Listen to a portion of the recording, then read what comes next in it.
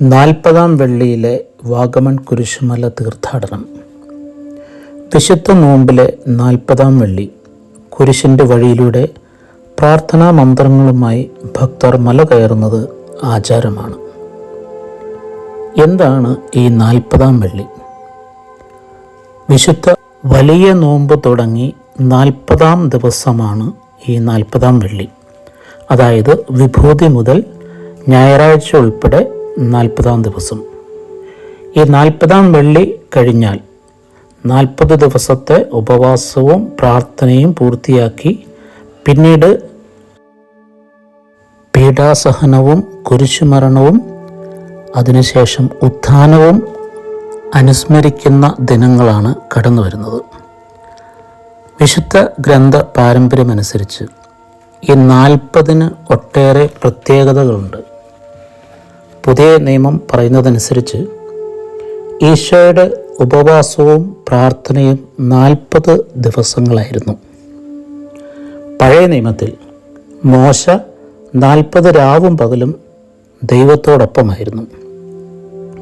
നോഹയുടെ കാലത്ത് 40 രാവും പകലുമാണ് ഭൂമിയിൽ മഴ പെയ്തത്. ഇസ്രായേൽക്കാർ 40 വർഷം മന്ന ഭക്ഷിച്ച് ജീവിച്ചു എന്നാണ് ചരിത്രം പറയുന്നത്. നിനവേ നിവാസികൾക്ക് അനുതപിക്കാൻ ദൈവം നൽകിയത് 40 ദിനങ്ങളാണ്. ഈ 40-ാം വെള്ളിക്ക് ലാസറിൻ്റെ വെള്ളി എന്നും മറ്റൊരു പേരുണ്ട്. അതിന് കാരണം ലാസറിനെ ഉയർപ്പിച്ചതിൻ്റെ സ്മരണയാണ്.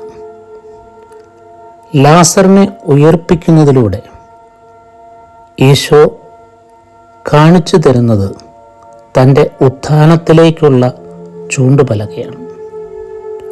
40 ദിവസത്തെ ഉപവാസവും പ്രാർത്ഥനയും പൂർത്തിയാക്കിയതിനു ശേഷം തൻ്റെ പീഡാസഹനവും മരണവും കഴിഞ്ഞ് താൻ ഉത്ഥാനം ചെയ്യും എന്ന് വ്യക്തമാക്കുന്ന അടയാളമായിട്ടാണ് ലാസറിനെ ഉയർപ്പിച്ചത് കണക്കാക്കുന്നത്. അതുകൊണ്ട് തന്നെ ലാസറിൻ്റെ വെള്ളി എന്നും അറിയപ്പെടുന്ന 40-ാം വെള്ളിക്ക് സഭാ പാരമ്പര്യത്തിൽ വളരെയേറെ പ്രാധാന്യമുണ്ട്.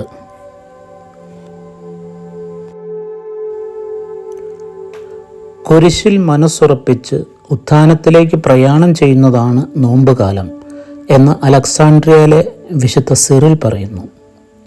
അതെ, കുരിശിൽ മനസ്സുറപ്പിക്കാൻ കുരിശും ചുമന്നുകൊണ്ടുള്ള അവിടുത്തെ പ്രയാണം നമ്മുടെ ഓർമ്മയിൽ വരണം. അതുകൊണ്ടാണ് കുരിശിൻ്റെ വഴിയിലൂടെ തന്നെ ഭക്തർ എല്ലാവരും 40-ാം വെള്ളി ആചരിക്കുന്നത്. നോമ്പ് കാലത്തിലെ ഉപവാസവും പ്രാർത്ഥനയും ഏറ്റവും തീക്ഷ്ണമായും തീവ്രമായും നിർവഹിക്കുന്ന ഒരു ദിനം കൂടിയാണ് 40-ാം വെള്ളി.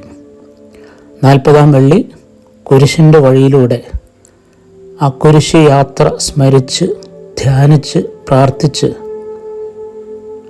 നോമ്പ് പാരമ്യതയിലെത്തിക്കുന്ന പതിവാണ് ഭക്തർക്കുള്ളത്.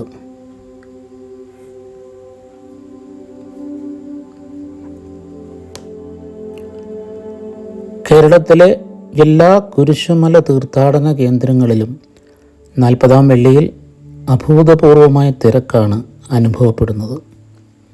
വാഗമൺ കുരിശുമലയിലും ഇത്തവണ 40-ാം വെള്ളിയിൽ ഒരുപാട് ജനങ്ങൾ കുരിശിൻ്റെ വഴിയിലൂടെ പ്രാർത്ഥനാ നിരതരായി മല ചവിട്ടി അനുഗ്രഹം പ്രാപിച്ചു കഴിഞ്ഞു.